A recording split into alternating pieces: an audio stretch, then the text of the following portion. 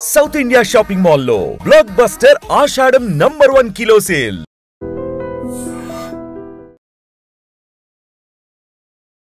నమస్తే, welcome to I dream talking point with కవిత.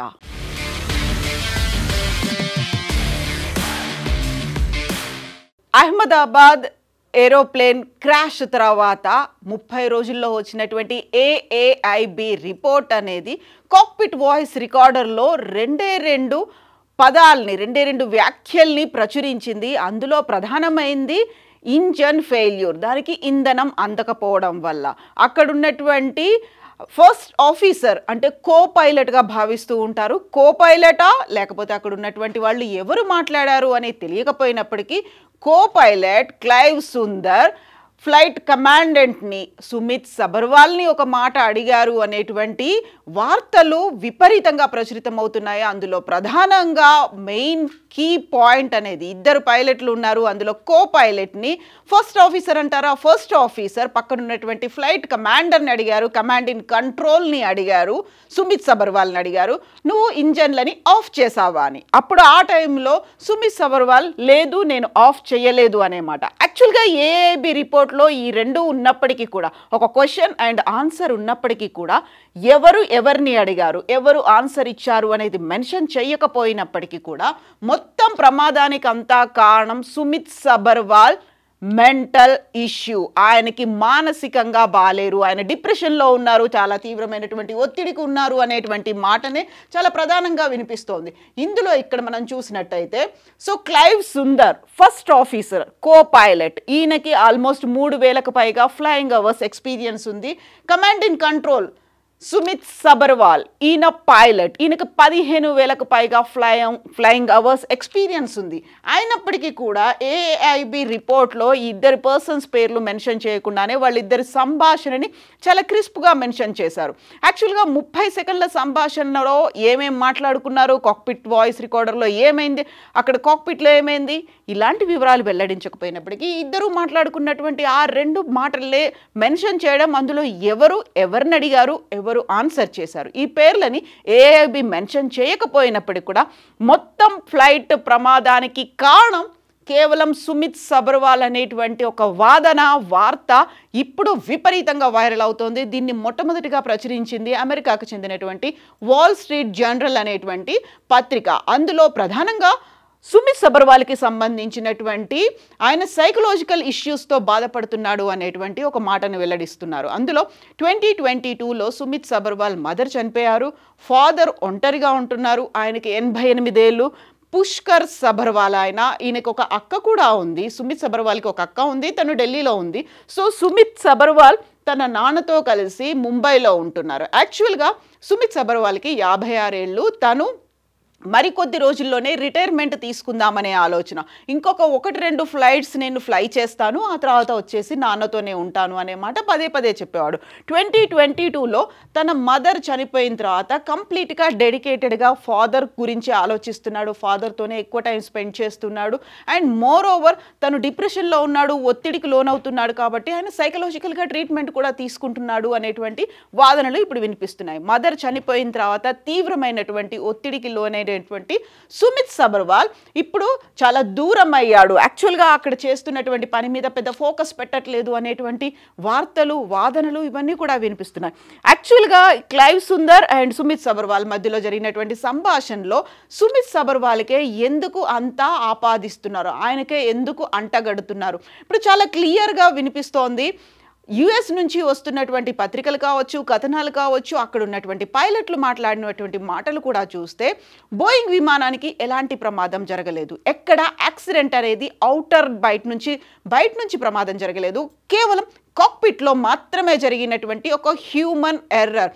యాక్చువల్గా AIB report వచ్చిన తర్వాత, తన 15 పేజీల రిపోర్ట్ని సబ్మిట్ చేసిన తర్వాత ఎయిర్లైన్ పైలట్స్ అసోసియేషన్ ALPA కూడా ఇదే మాట చెప్పింది.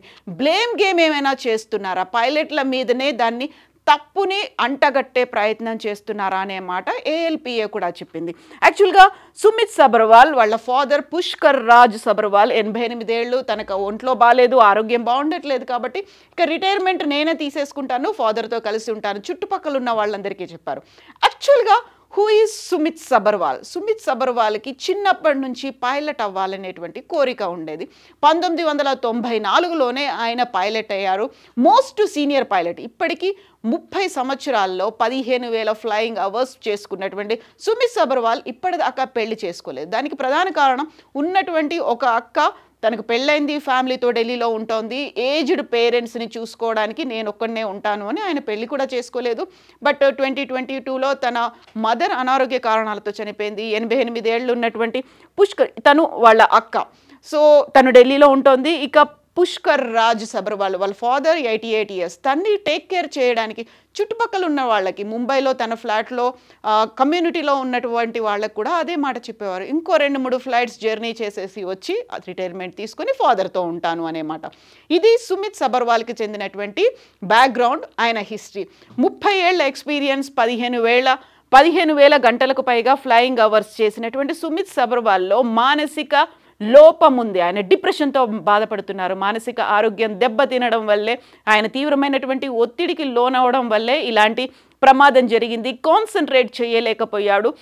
ఆయనకు సూసైడల్ టెండెన్సీ ఉంది. ఇలాంటి మాటలు కూడా ఈ మధ్యన ఎక్కువ వినిపిస్తున్నాయి. సూసైడల్ టెండెన్సీ వల్ల ఆయన చనిపోవడమే కాదు, మొత్తంగా 260 మంది మరణానికి కారణమయ్యాడు సుమిత్ సబర్వాల్ అనేటువంటి మాటలు వినిపిస్తుంటే, చుట్టుపక్కల ఉన్న వాళ్ళు మాత్రం సుమిత్ సబర్వాల్ చాలా సాఫ్ట్ మెంటాలిటీ ఉన్నటువంటి person, soft spoken person, at the same time ఎక్కువగా మాట్లాడేవాడు కాదు. తనకి కేవలం ఒక అంబిషన్తో ముందుకెళ్ళేవాడు, తన పని మీద ఫోకస్ పెట్టేవాడు అనే మాట తను ఫ్లయింగ్ స్కూల్లో జాయిన్ అయినప్పటి నుంచి ఉన్నటువంటి ఫ్రెండ్స్, తను అబ్జర్వ్ చేసినటువంటి సన్నిహితులు చెప్పేటువంటి ఒక మాట. యాక్చువల్గా ఒక బ్లేమ్ గేమ్ అనేది అందరి మీద నుంచి కాకుండా కేవలం సుమిత్ సబర్వాల్ మీద నుంచే పోయేలా, ఎందుకని కావాలన్నట్టుగా ఒక పర్టికులర్గా జరుగుతున్నటువంటి ఒక లైన్, ఒక డిజైన్డ్గా ఏదైనా జరుగుతుందా, కావాలని ఆయన్నే ఫ్రేమ్ చేసేటువంటి ఇలాంటి ఉద్దేశం ఏదైనా బ్యాక్గ్రౌండ్లో ఉందా, ఎందుకని? యాక్చువల్గా యుఎస్కి చెందినటువంటి FAA కూడా కరెక్ట్గా ఈ సంఘటన జరిగే ఒకరోజు ముందు, అంటే జూలై 11న బోయింగ్తో పాటుగా టాటా ఎయిర్ ఇండియాకు కూడా మెయిల్స్ చేసింది అక్కడ ఉన్నటువంటి బటన్స్ని చెక్ చేయమని. UK FAA మే 15నే బోయింగ్ కూడా లెటర్స్ రాసింది అబౌట్ ద సేమ్ ఇష్యూ. మీరు బటన్స్ని చెక్ చేసుకోండి, స్విచ్ ఆఫ్ బటన్స్ అనేవి, ఫ్యూయల్ బటన్స్ అనేవి ఆఫ్ అయిపోతున్నాయి కాబట్టి వాటిని చెక్ చేసుకోండి, అందులో ఎఫెక్టివ్గా ఉన్నాయి, కొంచెం డిఫెక్ట్గా ఉన్నటువంటి బోయింగ్ 787ని మీరు చెక్ చేసుకోవాల్సినటువంటి అవసరం ఉంది అని US FAA UK FAA చెప్పినప్పటికీ కూడా అది కేవలం యాక్సిడెంట్ వల్ల కాదు, అది ఉన్నటువంటి కాక్పిట్లో ఉన్నటువంటి పర్సన్స్ వల్లే, అందులోనూ పర్టికులర్గా సుమిత్ సబర్వాల్ వల్లే అయింది అనేటువంటి మాట ఇప్పుడు ఎందుకని ఇంత పెద్ద ఎత్తున జరుగుతోంది. ఇక్కడే 2 రకాల వాదనలు కూడా వినిపిస్తున్నాయి. బోయింగ్ అనేది యుఎస్కి చెందినటువంటి కంపెనీ, చాలా పెద్ద టర్న్ ఓవర్ ఉన్నటువంటి కంపెనీ కాబట్టి దాన్ని సేవ్ చేసుకునే ప్రయత్నాల్లో భాగంగా లాబియింగ్ ఏదైనా జరిగిందా అనే మాటతో పాటుగా AIB రిపోర్ట్ 30 రోజుల్లోనే దాని రిపోర్ట్ని సబ్మిట్ చేయాలి అనుకున్నప్పుడు అర్ధరాత్రి పూట ఎందుకని సబ్మిట్ చేసింది? శుక్రవారం రాత్రి పూట మన కాలమాన ప్రకారం దాన్ని ఎందుకు సబ్మిట్ చేయలేకపోయింది? అర్ధరాత్రి సబ్మిట్ చేసింది అంటే అది కొంచెం ఫేవర్గా యుఎస్కి సంబంధించినటువంటి అక్కడ ఉన్నటువంటి పత్రికలకే ముందు ఎందుకు అందింది? వాళ్లే ఎందుకు దాన్ని ప్రచురించారు? AIB రిపోర్ట్ని మన వాళ్ళు ఎందుకు ప్రచురించలేకపోయారు? మనకి అవైలబుల్గా ఉండేటువంటి టైంలో తన రిపోర్ట్ని ఎందుకు రిలీజ్ చేయలేదు? వెబ్సైట్లో పెట్టిన వెంటనే వాళ్ళ దాకా ఎందుకు వెళ్ళింది? వాళ్ళు ఎలా ప్రచురించారు అనే దాంతో పాటుగా ఒక దాన్ని సేవ్ చేసే గేమ్ ఏమైనా ప్లే చేస్తున్నారా అనేటువంటి ఈ 2 వాదనలు అయితే వినిపిస్తున్నాయి. అందులోనూ పర్టికులర్గా సుమిత్ సబర్వాల్కి సంబంధించి మెంటల్ హెల్త్ ఇష్యూస్ ఉన్నాయి, ఆయనకి పిచ్చోడి చేతిలో విమానాన్ని పెట్టారు అనేటువంటి వాదనలు, వార్తలు ఇంతలా ఎందుకు ప్రచురితం అవుతున్నాయి? యాక్చువల్గా లోపాలు ఉన్నాయి, డిఫెక్ట్ అనేది ఉంది అనేటువంటి మాట తెలిసి కూడా దాన్ని రెగ్యులేట్ చేయాలి అనే దాంతో పాటుగా వాటిని రెగ్యులర్గా మానిటర్ చేయాలి అనేది ఒక అడ్వైజరీ ఇచ్చారు. యాక్చువల్గా దాన్ని మ్యాండేటరీ చేయలేదు, తప్పనిసరి అనేది చేయలేదు, కానీ ఒక సలహా మాత్రం ఇచ్చారు, ఒక అడ్వైజరీని FAA కూడా చేసినప్పటికీ ఇప్పుడు సుమిత్ సబర్వాల్ మీదే ఎందుకని టర్న్ అవుతోంది? ఇప్పటిదాకా అయితే పైలట్స్కి సంబంధించి వాళ్ళు ఫ్లై చేసే ముందు ఎవ్రీ 6 మంత్స్కి ఒకసారి వాళ్ళకి మెడికల్ హెల్త్ చెకప్స్ అనేవి అవుతుంటాయి. బట్ సైకలాజికల్గా హెల్త్ చెకప్స్ అనేవి ఇప్పటిదాకా జరగలేదు కాబట్టి దానివల్లే డిప్రెషన్తోనే సుమిత్ సబర్వాల్ ఇలాంటి సూసైడల్ టెండెన్సీతోనే మొత్తం ప్రమాదానికి కారణమయ్యాడు అనేటువంటి ఒక అపవాదిని మూటగట్టుకుంటున్నారు. ఈ నేపథ్యంలోనే FAA నుంచి వచ్చినటువంటి గైడ్ లైన్స్ దాన్ని బేస్ చేసుకొని ఇప్పుడు DGCA కూడా, డైరెక్టరేట్ జనరల్ సివిల్ ఏవియేషన్ కూడా గైడ్ లైన్స్ని జారీ చేస్తోంది. ఇందులో ప్రధానంగా DGCA to form a committee to revise medical parameters for Indian pilots. So ఇప్పుడు ఒక ఇండియన్ పైలట్స్కి సంబంధించి ఒక మెడికల్ పారామీటర్స్ని రివైజ్ చేయాల్సినటువంటి అవసరం ఉంది అనేది DGCA అయితే వెల్లడిస్తోంది. యాక్చువల్గా సో ఇప్పటిదాకా వీళ్ళకి హెల్త్ కండిషన్స్ని చెక్ చేసేది ఏరోస్పేస్ మెడిసిన్ ఇన్ బెంగళూరు అక్కడ ఒకటి అవుతోంది, air force central medical establishment of the Indian air force. ఈ 2 చోట్ల పైలట్స్కి సంబంధించి మెడికల్ కండిషన్స్ ఎలా ఉన్నాయనేది వాళ్ళ పారామీటర్స్ చెక్ చేయడానికి ఎవ్రీ 6 monthsకి ఒకసారి చెక్ అయితే చేస్తూ ఉంటారు.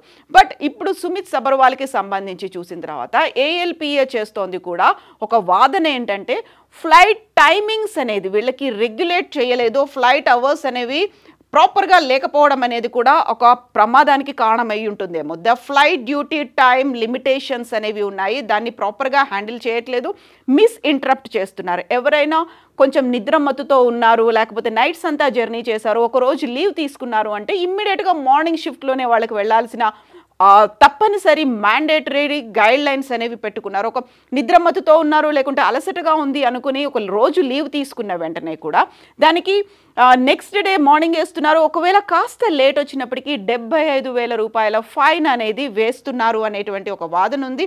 దీంతో పాటుగా సివిల్ ఏవియేషన్ రిక్వైర్మెంట్స్కి తగ్గట్టుగా మీరు ఫిట్గా ఉండాలి, పర్ఫెక్ట్గా ఉండాలి, టైమింగ్స్ని మెయింటైన్ చేయాలి అనేది 75,000 రూపాయల ఫైన్ అయితే వేస్తున్నప్పటికీ కూడా పైలట్ల ఆరోగ్యాన్ని కానీ లేకుంటే పైలట్లకు ఉన్నటువంటి ఆ స్ట్రెస్ని కానీ అర్థం చేసుకోవట్లేదు అని ఎయిర్లైన్ పైలట్స్ అసోసియేషన్ ALPA చెప్తోంది. దాన్ని ఫాలో అవ్వాల్సినటువంటి అవసరం ఉంది అని. ALPA కూడా 20 years అవుతోంది, బెంగళూరులో దీన్ని స్థాపించారు. ఆల్మోస్ట్ భారతదేశంలో ఉన్నటువంటి ఏరోప్లేన్ పైలట్స్, హెలికాప్టర్ పైలట్స్ అందులో సభ్యులుగా ఉన్నారు. సో ఇక్కడ దీన్ని ప్రధానంగా పాటించాల్సినటువంటి అవసరం ఉంది. ఎందుకని సుమిత్ సబర్వాల్ మీదే ఈ రిపోర్ట్ అంతా ఆయన్నే టార్గెట్ చేస్తూ కనిపిస్తోంది అనేది. సో ఇక్కడ మనం ఆలోచించాల్సింది కేవలం వాళ్ళకి పైలట్స్కి ఉన్నటువంటి షెడ్యూల్స్, టార్గెట్స్ ఏవైతే ఉన్నాయో వాటిని మాత్రమే చెక్ చేస్తున్నారా, లేకపోతే వాళ్ళకు ఉన్నటువంటి మెడికల్ కండిషన్స్, వాళ్ళకు ఉన్నటువంటి పారామీటర్స్ ఎలా ఉన్నాయి, హెల్త్ కండిషన్స్తో పాటుగా మెంటల్ హెల్త్ అనేది ఎలా ఉంది అనేది వీటన్నిటిని చెక్ చేసుకోవాల్సినటువంటి అవసరం ఉంది. At the same time DGCA కూడా FAA, US FAA, UK FAA ఇచ్చినటువంటి అడ్వైజరీని ఫాలో అవుతూ ఈ వారం మండే నుంచి కూడా దాన్ని స్టార్ట్ చేశారు బటన్స్ని చెక్ చేసుకోవడం అని. బట్ వై ఓన్లీ సుమిత్ సబర్వాల్ని ఎందుకు టార్గెట్ చేస్తున్నారు అనే మాట, అందులోనూ పర్టికులర్గా US నుంచి అది ఎందుకు స్టార్ట్ అయింది అనేది ఇప్పుడు అదే పెద్ద ఎత్తున చర్చ అవుతోంది. ఎందుకు బ్లేమ్ గేమ్ అవుతోంది అనేటువంటి ఒక మాట ముందు నుంచి చెప్పినప్పటికీ ఆ బ్లేమ్ గేమ్లో కూడా ప్రధానంగా సుమిత్ సబర్వాలే ఎందుకు నిలిచాడు అనేది.